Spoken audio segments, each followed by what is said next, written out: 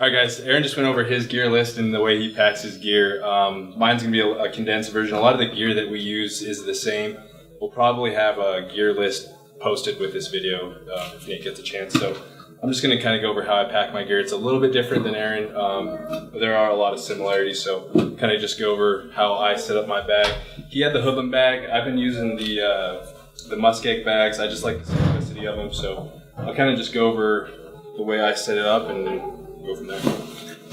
So in this 5-string stuff sack, I have a slick bag, 20 degree, my sleeping pad, my pillow, ground sheet, and I have a Supertarp in here. So I like to keep all my gear kind of separated as far as their function. So this is my sleep system. And I always have a 55-liter dry sack. So usually I'll either slip this in there and just wrap it up, or I'll just put them in there together. So I'm gonna pop that in there first. I like to turn it horizontally so it takes up the bottom portion of the bag. So you can see this is a pretty big bag. So there's gonna be a lot of extra room. Dry sack, I'll just kind of toss that in there on top. And next thing is gonna be the puffy jacket. It's good for taking up space in there, and I put my food up on top of that next. So about the same amount of food for Aaron and myself, 4 or 5 days worth of food. Keep that in a mega size pullout. I like to keep a lot of my gear in dry sacks. So this is probably like a 35 or so liter dry sack. What I keep in here first is an extra pair of socks and an extra pair of underwear. Aaron's outside. So I'll put that on the bottom of the dry sack. Next I'll go in the food.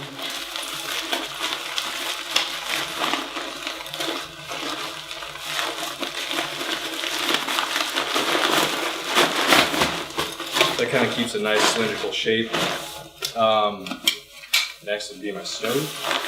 I like to kind of keep that at the top.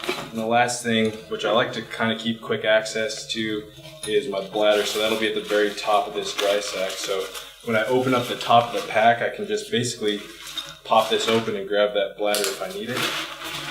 So this will keep that nice and tight up against my back. You know, like Aaron was saying, you kind of want the heavier stuff to be about the middle of the bag, as close to your back as possible. Next thing is going to be my hoodie if I'm not wearing it in. So the nice thing about a lot of our newer bags is they either have a center zipper, or offset center zipper, or a side zipper, so that you can grab stuff without unpacking your whole bag. So usually I'll pack this around the outside of that food bag, along with any extra clothes if I do bring extra clothing. And if I need to grab it real quick, I can just unzip it, grab it, zip it back up.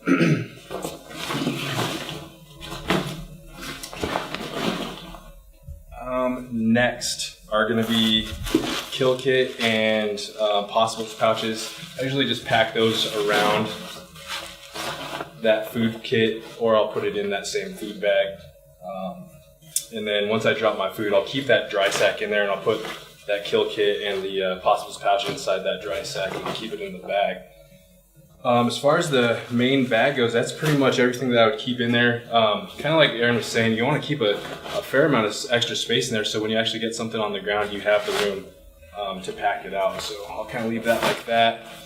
Next thing is going to be external pouches. So external pouches, I like to use those to have quick access to things I want quick access to. So that'll be gloves on top, beanie. We have toilet paper, contacts case, wet wipes, stuff like that. That'll go on the bottom. I'm using a medium and a large belt pouch on here. I have another pouch. Sometimes I'll run this on top of the lid, sometimes I won't, but this is got all my headlamp. We got a battery charger. If I don't take the extra pouch, I'll usually just put this stuff in the bottom pouch here as well with it. Extra charging cords, stuff like that.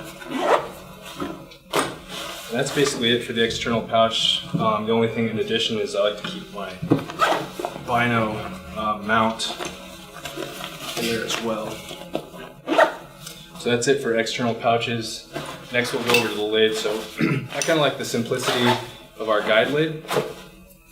I keep both sets of my rain gear in there. It's going to be pants and jacket. All right, we had a brief interruption there. Left off at rain gear, so I like to keep my rain gear at the top just for quick access basically. So I have my pants in there, my jacket. These actually take up a decent amount of space in the lid, which just leaves enough room for camera gear. So I got my little camera kit in here. And then we were talking about using smaller cameras this year. So, and here's a little Sony, what's this, RX 1000 version 6 or 5. So that's a pretty compact little camera there. So that'll fit in there nicely. But also the bigger cameras like the A7R2 and R3 will fit in there as well. So that's pretty much the bag packed up. I'm going to show you how I put the spotter on here, and we'll be pretty much all set from there. So we have the spotting scope, the tripod, and the sleeping pad. Basically, it's going to be about the same the way Aaron does it.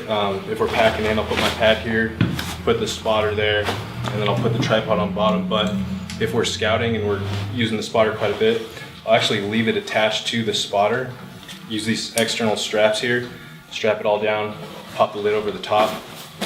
And then when I get to a spot, we need the spotter real quick, just sit down, pop your lid up, pop those straps, and then you already have your spotter on the tripod ready to go. So yeah, that's about it.